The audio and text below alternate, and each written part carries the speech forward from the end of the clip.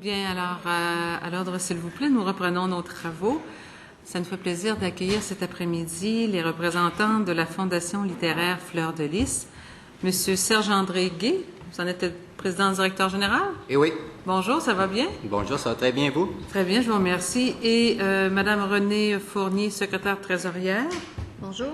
Bonjour, monsieur, si vous voulez vous nommer à la... Moi, c'est Pierre Bonnin. Bonjour, monsieur Morin. Alors, je vous avise, gens de la commission, et à inviter que nous déposons à votre demande, je pense, du livre papier au livre numérique, les nouveaux défis de l'industrie face aux gros joueurs de l'Internet, les mécanismes de la concurrence et la régulation du prix du livre. C'est un document fait par Maître Charlène Bouchard, professeur titulaire, Faculté de droit, Université Laval. Alors, merci d'être là cet après-midi. Ça nous fait plaisir de vous accueillir. 10 minutes pour présenter l'essentiel de vos messages. Par la suite, un échange avec les parlementaires. Ça vous va? Oui, ça me va très bien. Allez-y. Alors, comme vous le savez, je me présente. Mon nom est Serge-André Gué. Je suis président éditeur de la Fondation littéraire Fleur de Lys. Vous savez que je suis accompagné de Renée Fournier, qui est la secrétaire, trésorière et libraire, et de Pierre Bonnin, qui est un de nos auteurs et qui est le directeur de notre collection du domaine public. La Fondation littéraire Fleur de Lys est le pionnier québécois de l'édition en ligne sur Internet avec impression papier et numérique à la demande, et elle célèbre cette année son 10e anniversaire. Sa mission, offrir aux auteurs une alternative à l'édition traditionnelle dans le contexte des nouvelles technologies. Elle forme aujourd'hui une communauté de plus de 300 auteurs et de plus d'1 millier de lecteurs, majoritairement du Québec. Notez que la Fondation littéraire Fleur de Lys ne reçoit aucune aide financière de l'État. Notre organisme ne fait pas partie de l'industrie traditionnelle du livre, selon la loi du livre et les définitions qu'on y trouve. Aussi, elle jouit d'un certain recul lui permettant de porter un regard différent sur la situation de cette industrie. Notre mémoire se fonde sur l'analyse de 7 études, dont vous avez la liste dans le mémoire, et cette analyse se résume en 3 grandes observations. Dans un premier temps, nous avons observé que l'explication des fermetures des librairies est incomplète. Ces fermetures, dit-on, sont la conséquence directe de la concurrence des points, de vente au rabais. Notre recherche démontre que les départs à la retraite de libraires expliquent plusieurs, sinon la majorité des fermetures. L'Association des libraires du Québec rapportait dès 2010 que 50% de ses membres partiraient à la retraite en 2012. Et de ce nombre, seulement 10% préparaient leur départ. L'association concluait que, dans la plupart des cas, il n'y aurait pas de reprise, donc fermeture. Toutes les études analysées passent sous silence l'impact de ces départs à la retraite sur la situation du réseau québécois des librairies indépendantes. D'autre part, le collectif québécois Nos livres à juste prix constate à la lecture du rapport du député français Hervé Guémard que le réseau de librairies s'est maintenu et développé en France grâce à la loi sur le prix unique du livre. Or, le nombre de librairies généralistes a diminué de 173 à 120 dans le seul quartier latin de Paris depuis 2003, selon le rapport La revitalisation des commerces de proximité par la Ville de Paris, publié en 2013. Au moment où le député Hervé Guémard publie son rapport, déjà 44 librairies généralistes ont fermé leurs portes dans le quartier latin de Paris, mais il en fait abstraction dans son rapport. Dans un deuxième temps, nous observons un manque généralisé de rigueur et de données précises dans les études qui ont été analysées.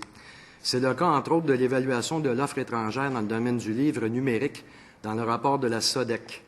Le rapport fait état d'une augmentation de 162,9 % des ventes de livres numériques aux États-Unis pour le premier trimestre de 2011. Puis, la SODEC compare le marché américain avec le marché québécois. Or, le marché américain du livre numérique est très varié. Il inclut les nombreux auteurs qui optent pour l'auto-édition et l'édition en compte d'auteur, ce qui n'est pas le cas au Québec présentement. Permettez-nous d'identifier finalement ces catégories de livres qui sont exclus par la loi du Québec. Ce sont les livres auto-édités, les livres édités à compte d'auteur, les livres uniquement édités en ligne, les livres qui ne sont pas distribués en librairie traditionnelle avec pignon sur rue, les livres qui sont offerts uniquement dans une librairie en ligne sur Internet, les livres uniquement imprimés à la demande, c'est-à-dire un exemplaire à la fois à la demande expresse de chaque lecteur, et finalement les livres qui sont offerts uniquement sous la forme du numérique. Ensuite, un autre exemple du manque de rigueur, c'est de l'étude qui a été préparée par M. Michel A. Lassalle à la demande de l'Association des libraires du Québec. La démonstration de la structure des coûts du libraire se fonde sur les états financiers de seulement 4 librairies agréées. La représentativité sur laquelle repose cette étude est de 2,09 %, ce qui est statistiquement insuffisant pour tirer une quelconque conclusion.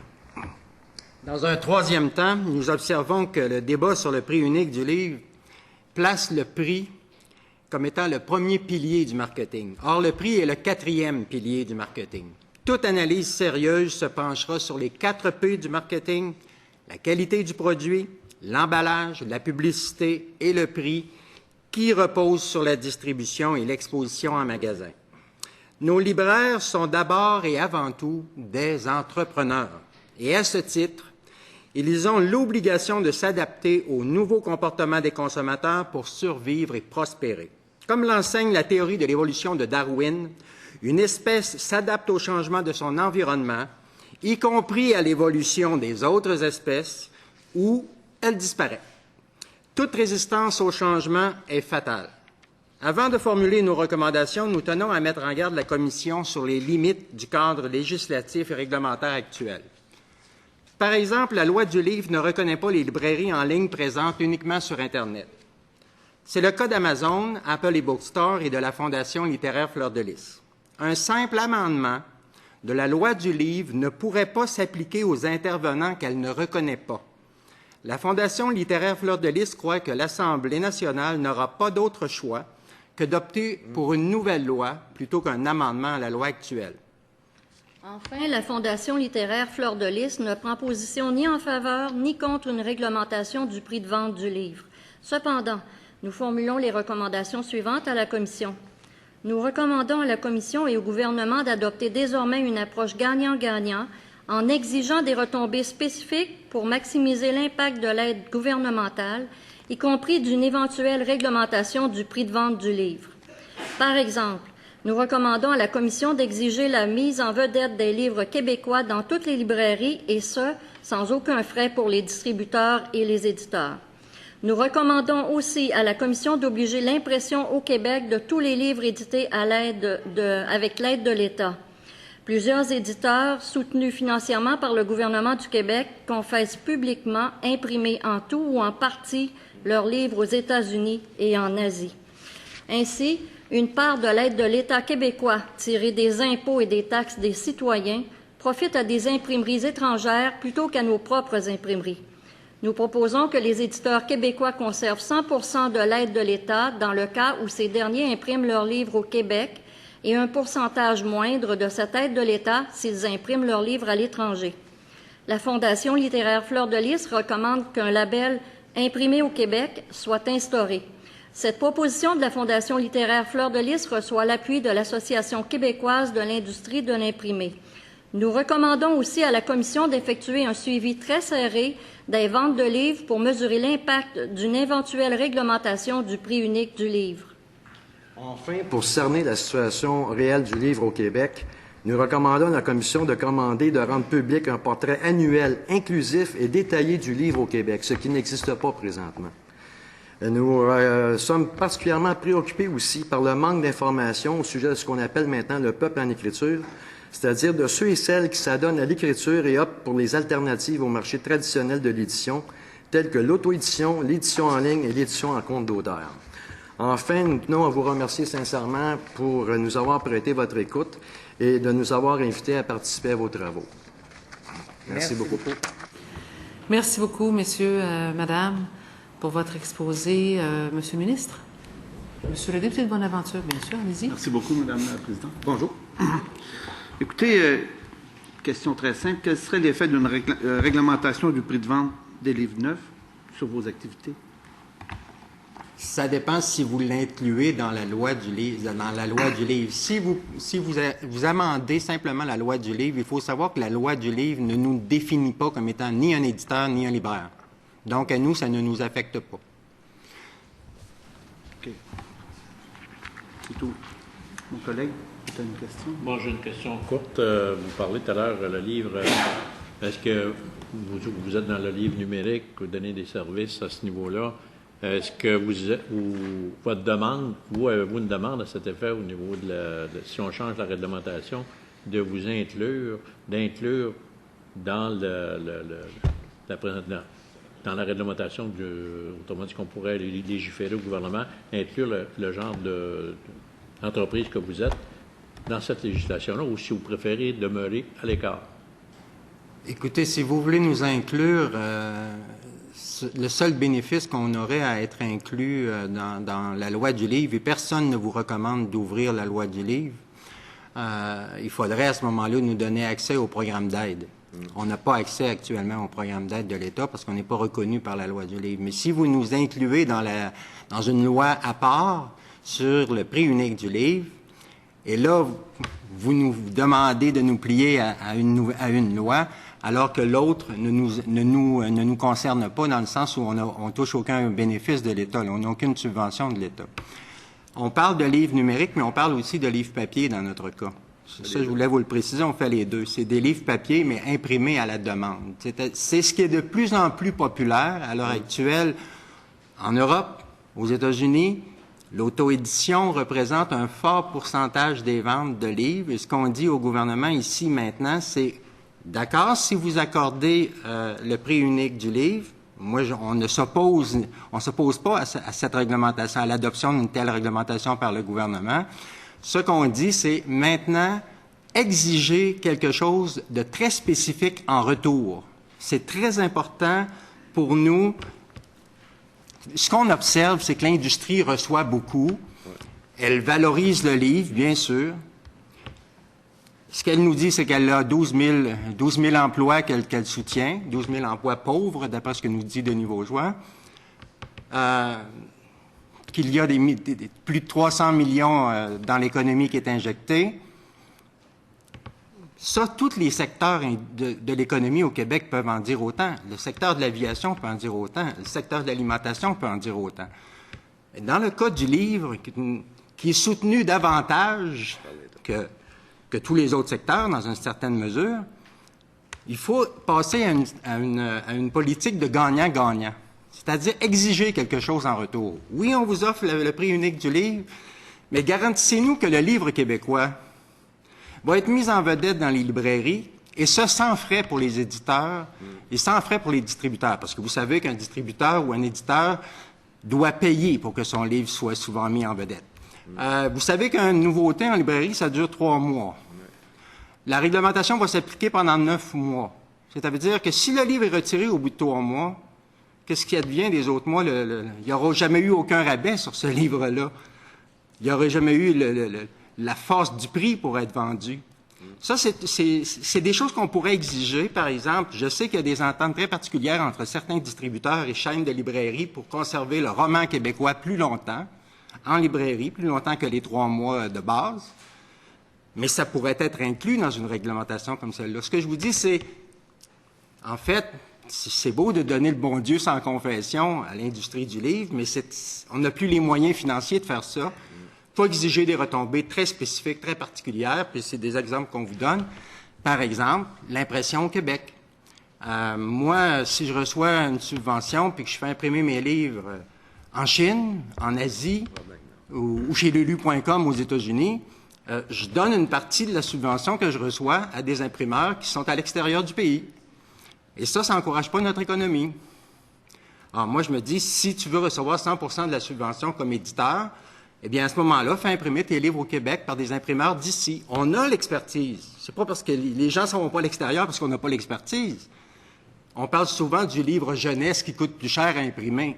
Bien, il y a au moins 2 éditeurs jeunesse qui font leur mise en marché en disant « imprimer au Québec ».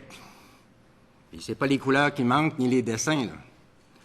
Alors, moi, je me dis, si on continue à donner sans rien exiger de particulier en retour, ça va être difficile tantôt pour les librairies. Et on va vous demander quoi? Un fonds comme la France en a voté un dernièrement.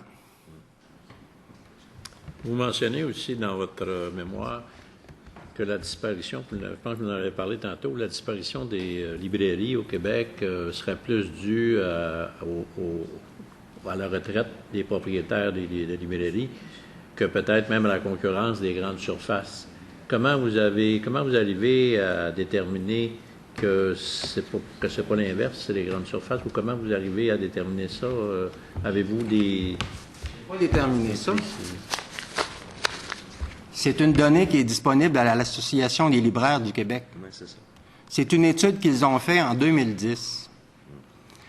Et la source là, est précisée dans le mémoire, je ne l'ai pas dans la tête, mais ce que la source dit, c'était le directeur ou la directrice générale de l'association donnait une entrevue à une responsable de l'Université de Nantes en France, qui lui demandait « Avez-vous le même problème au Québec de la relève dans les librairies? » Elle a répondu « Oui, on a fait une étude, il y a 50 % de nos membres qui prévoient prendre leur retraite et seulement 10 % ont répondu à notre offre de formation pour assurer la relève. » Alors, elle-même, elle le dit. Moi, je regarde, par exemple, il y a un des exemples qu'on donne beaucoup ici, là, c'est l'exemple de la Librairie générale française qui a fermé ses portes. Est-ce que tout le monde a oublié qu'elle est à 1 minute de marche de la librairie Pantoute, qui est une autre librairie indépendante sur la rue Saint-Jean? Elle va très bien, la librairie Pantoute. Pourquoi? Parce qu'elle a fait ce que tous les gens ici nous recommandent aux libraires de faire, d'être des animateurs dans leur milieu, de recevoir des écrivains, d'être actifs, de renouveler son décor, de mettre l'ambiance qu'il faut, d'avoir des bons livres en vedette, etc., d'avoir un bon fond, d'avoir des bonnes spécialités. Moi, je suis allé à la Librairie générale française plusieurs années. Elle était vouée de toute façon à la fermeture, et c'est pas la faute des grandes surfaces, parce qu'autrement, pourquoi la librairie Pantoute aurait survécu? Non seulement la librairie Pantoute a survécu aux grandes surfaces, mais elle a ouvert une succursale dans les Limoilou. Il y a quelque chose qui marche pas, là. J'ai une drôle d'impression, là. On généralise beaucoup sur les fermetures, là. Si on veut le prix unique du livre qu'on le demande, mais qu'on ne s'appuie pas trop tôt sur les fermetures. Parce qu'ils ne sont pas expliqués réellement, les fermetures à venir jusqu'à date. L'Association des libraires a-t-elle fourni la liste des librairies qui a fermé dans son mémoire? Moi, on m'avait promis que oui, qu'ils le feraient, mais ils ne l'ont pas fait.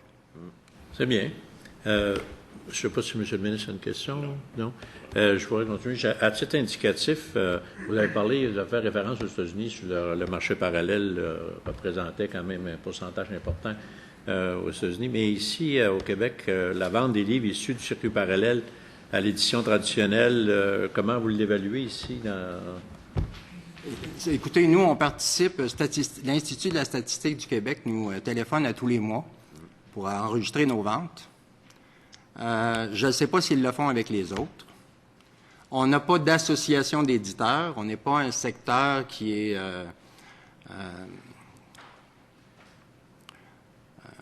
en fort développement au Québec. Puis la majorité des gens qui ont besoin de services comme ceux-là vont aller vers les Américains, vers lulu.com, ou encore vers des services français. On nous répond, nous, qu'après 10 ans d'existence, on a en notre catalogue 350 titres, et ça devrait être des milliers qu'on devrait avoir.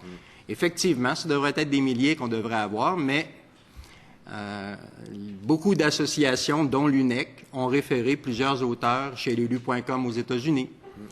Alors, la presse a accordé beaucoup d'importance à lulu.com, puis les auteurs connaissent mieux lulu.com. Vous savez comment c'est un organisme sans but lucratif comme le nôtre, là, qui est une fondation, qui n'a pas de salariés. On est juste des bénévoles.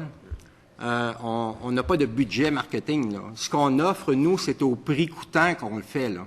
Nous, on charge 650 pour éditer un livre numérique et papier à un auteur, en lui donnant 10 exemplaires papier de son livre qu'il peut revendre au prix de 24,95. Il vient de récupérer la moitié de son investissement. Ça lui a coûté 300, 325. Il va aller vers une maison d'édition à compte d'auteur ou à l'auto-édition. Ça va lui revenir à 1000, 2000, 3000. Et même la presse a rapporté jusqu'à 15 000 $ pour certaines maisons d'édition. Il y a même des maisons d'édition traditionnelles qui prêtent leur nom. C'est une pratique courante. Vous m'achetez les 1000 premiers exemplaires et je vous édite. Merci. Je n'ai pas d'autres questions. Ça va aller de ce côté-ci, Madame la députée de la Porte. Merci beaucoup. Bonjour, Madame, Messieurs. Si je comprends bien, là, votre association, la mission de votre association est unique. Il y a Pas d'autres associations au Québec? Ou... D'autres actuellement. Pas d'autres au Québec? Vous êtes les seuls à avoir cette mission-là. Et depuis votre création, votre clientèle a augmenté et de combien? La clientèle a augmenté. Quand on a ouvert nos portes, on avait 120 auteurs. On est rendu à plus de 300, puis on en a édité 500. Ce qu'il faut savoir, c'est que nous, notre contrat d'édition dure 2 ans. Alors, l'auteur est libre de renouveler ou non. Il ne cède pas ses droits d'auteur à nous. On n'est pas propriétaire de son livre pour la vie, ou jusqu'à 50 ans après sa mort, ou 70 ans après sa mort. L'auteur peut, au bout de 2 ans, retirer son livre. Il peut aussi, en même temps qu'il fait affaire avec nous, être à la recherche d'un éditeur traditionnel et décrocher effectivement l'intérêt d'un éditeur traditionnel. Et à ce moment-là, dans notre contrat d'édition, c'est spécifié que l'auteur peut mettre fin à son contrat avec nous s'il obtient ce qu'il veut, c'est-à-dire son rêve, c'est-à-dire de voir son livre en vitrine d'une librairie au coin de la rue. Parce qu'avec nous, il n'est que sur Internet. On n'est pas dans les librairies. Alors, moi, ce qui m'a surpris, là, pour parler de la clientèle, j'ai 56 ans aujourd'hui, là, mais j'avais 46 quand j'ai lancé la Fondation, et je m'attendais à une majorité de jeunes qui allaient sauter sur ça. Je me dis, la génération numérique, ce sont les jeunes. Bien non, ça a été les gens les plus âgés qui sont venus, des gens de 50 ans et plus, des retraités qui écrivent. J'ai été surpris par la qualité des écrits. Au Québec, actuellement, ceux qui écrivent, c'est ceux qui ont le temps. Hein, on n'écrit pas beaucoup par loisir quand on a 24 ans, puis qu'on attend un enfant, puis qu'on doit travailler, puis payer la garderie, etc. On n'a pas ce loisir-là. Mais au Québec, c'est cette population-là, c'est ce que j'appelle le peuple en écriture. C'est cette population-là qui écrit. C'est celle qu'on a formée là, avec la Révolution tranquille, avec l'instruction publique obligatoire, l'ouverture des écoles, l'ouverture aux livres, l'ouverture à la culture. Là, elle a fini de travailler. Elle a écrit probablement toute sa vie pour des besoins professionnels. Et là, elle écrit pour elle. Elle écrit souvent pour ses enfants, ses petits-enfants, mais elle écrit aussi pour des secteurs. Par exemple, on a édité l'autobiographie du fondateur de l'ENAP au Québec. Il n'a pas passé par un éditeur traditionnel. Alors, il y en a qui sont un peu... ils veulent plus là, attendre, puis avoir 3, 4, 5, 6, 10 lettres de refus d'éditeur. Ils disent, regarde, moi, je vais le faire pour un petit marché, je vais le faire pour mes proches, pour mon réseau à moi. Je vais le mettre sur Internet, tant mieux s'il y en a d'autres qui le découvrent à travers le monde. Mais je vais passer tout simplement par les nouvelles technologies, puis je vais me contenter de ça. Au Québec, actuellement, le peuple en écriture, on n'a pas de portrait. En France, il y en a un. Et qui vient de paraître là, au mois de juillet. Vous avez mentionné tantôt que les éditeurs font imprimer à l'extérieur du Québec. En fait, quand j'ai pris connaissance de ça, j'ai été stupéfaite, parce que c'est quand même des subventions qui viennent des contribuables. Alors, à quelle hauteur ça se fait, ça? On ne le sait pas. Même l'industrie du livre, l'association que j'ai rencontrée ne le sait pas non plus. Ce sont des rumeurs qui circulaient. Moi, je savais on m'avait informé sur des commentaires suite à un article que j'avais publié au sujet de lulu.com qui nous menaçait. Une directrice de lulu.com nous a dit des éditeurs québécois qui font imprimer leurs livres chez lulu.com, il y en a. Récemment, on m'a confirmé un homme d'affaires étranger qui est en processus d'ouvrir une entreprise au Québec, m'a confirmé après sa tournée des éditeurs au Québec qu'il en a au moins connu 2 qui lui ont confessé imprimer ses livres à l'extérieur du Québec. Mais là où c'est le plus étonnant, madame, il s'agit d'aller sur le blog de l'Association nationale des éditeurs de livres et vous trouvez là un message dans lequel une jeune éditrice, jeunesse, confesse que tout le monde lui conseille d'aller imprimer ses livres en Chine car elle ne survivra pas.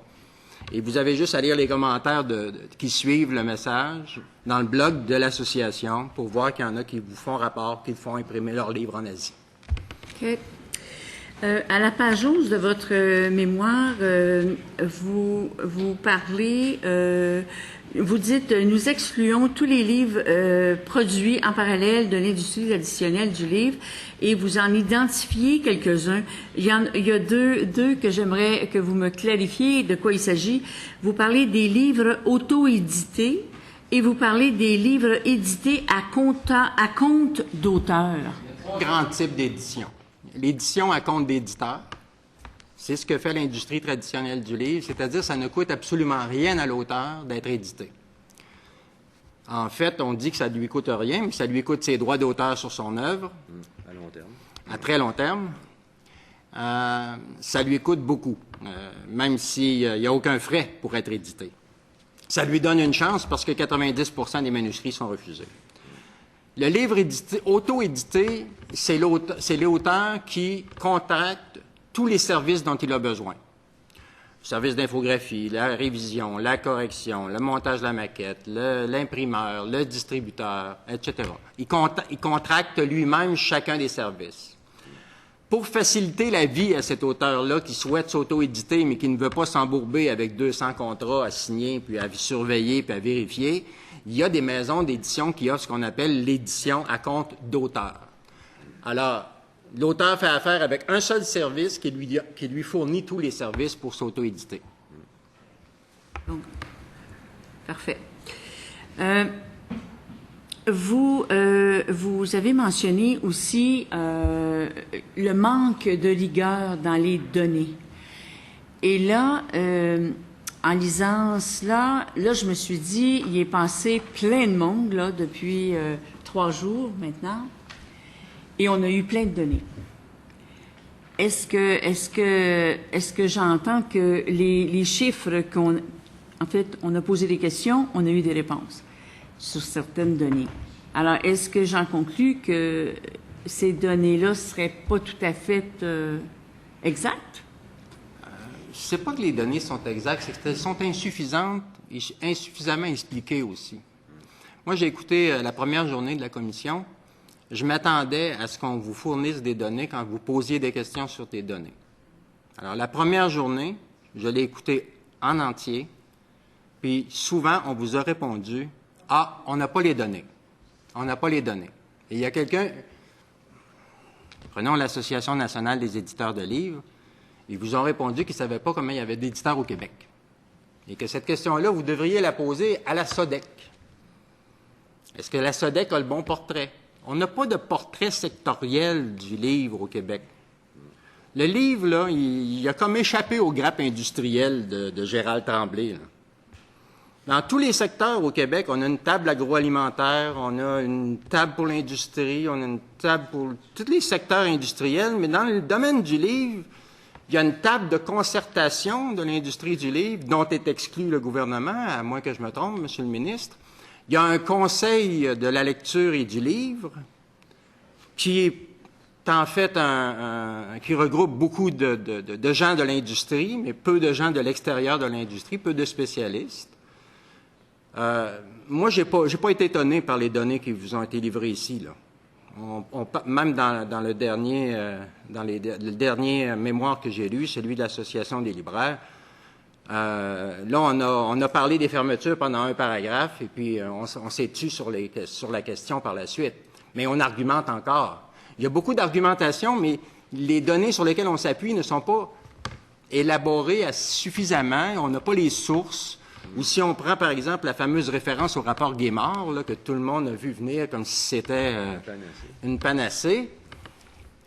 Je l'ai soumis, moi, le rapport Guémard, en comparaison avec le fameux rapport de la revitalisation de la Ville de Paris, à un rédacteur en chef d'un site d'actualité littéraire en France. Et je lui ai demandé, est-ce que je me trompe ou Guémard a fait erreur? Et il m'a bien dit que Guémard a fait erreur. Parce que faire un rapport et dire que la loi du livre a protégé le réseau, au moment même où vous l'écrivez, puis que vous avez déjà 44 librairies dans un tout petit quartier qui a fermé ses portes, mais un tout petit quartier. Le quartier latin, c'est quand même très grand, là, on parle d'une ville, il y a 12 millions d'habitants. C'est quand même curieux de la part d'un député là, qui va offrir un rapport sur l'impact de la loi sur le prix unique du livre. Oubliez ça, oubliez toutes les autres fermetures. on peut généraliser puis dire, tout le monde a, tous les secteurs, l'Europe va pas bien, comme M. Vaudois l'a dit. Certainement, mais certainement aussi au Québec. Parfait. Merci beaucoup. Merci beaucoup, chers collègues. Madame la députée de Monterville. Oui, merci beaucoup, Madame la Présidente. Bonjour, Madame, bonjour, Messieurs. Merci pour votre mémoire. Comme vous versez davantage dans le livre numérique, j'aimerais aller à votre page 21-26. On va parler du prix du livre numérique. On a eu plusieurs invités qui nous disaient que ça représentait entre 2, 3 et 4 % des ventes au Québec. Vous nous dites au paragraphe 5.3, limite de la compétitivité du livre numérique offert par l'édition traditionnelle. Nous tenons aussi à mettre en garde les élus face à la réglementation éventuelle du prix de vente des livres numériques. Actuellement, les éditeurs traditionnels québécois vendent la version numérique de leurs livres à 75 % du prix de l'exemplaire papier.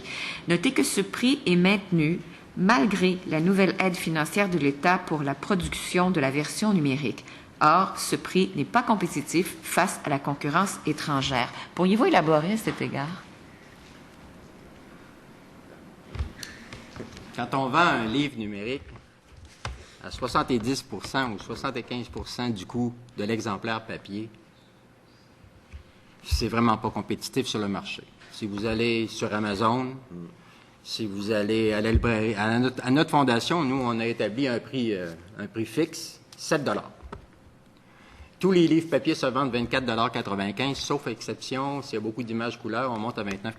Mais on a établi un prix fixe. À l'heure actuelle, là, si moi, j'étais engagé une firme marketing externe et que je devais analyser la situation du livre numérique au Québec et voir, on peut dire que ça peut prendre 1 an, 2 ans, 3 ans, 5 ans à décoller, mais ça ne décollera pas à ce prix-là. C'est impossible. C'est trop dispendieux. Pour ce qu'on nous offre, parce qu'on ne nous offre pas grand-chose pour l'heure. On nous offre souvent le PDF de l'exemplaire papier. Là. Il n'y a pas d'interaction. Souvent, il n'y a même pas de table des matières interactive. Il n'y a pas grand-chose. Souvent, s'il y a des entêtes et des pieds de page, on est chanceux.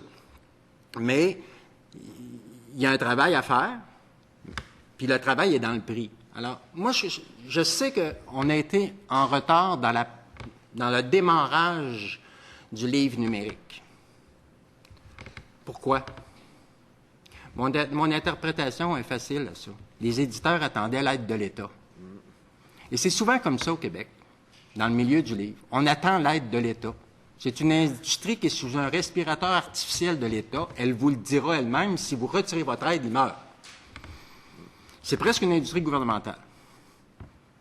À 70 % du prix d'un exemplaire papier pour le livre numérique, ça ne fonctionnera pas, il ne fera pas sa place sur le marché. On va aller acheter ailleurs. Et autre chose. Sans compter que de plus en plus d'auteurs, chez nous on le remarque, qui décident d'offrir la version numérique de leur livre tout à fait gratuitement. C'est le cas de Pierre ici. Il est rendu à plusieurs milliers d'exemplaires téléchargés. À travers le monde, soit dit en passant. Au-delà de 40 000 lecteurs, imaginez. Sa valorisation, elle est là. Il savait qu'il ne pouvait pas vivre de ça. Il y a 200 personnes au Québec qui vivent de leurs écrits, y compris la pige. Alors, c'est pas un prix compétitif.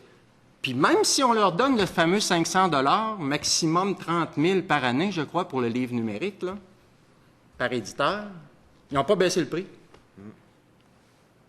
D'autant plus que le livre numérique, finalement, c'est la maquette qu'on prépare pour le livre papier. Le travail est déjà fait, alors comment ils justifient ce prix-là?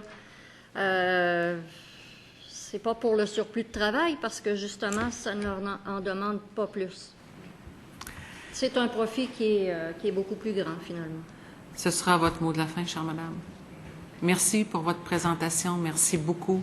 Bon retour. Je suspends le temps d'accueillir M.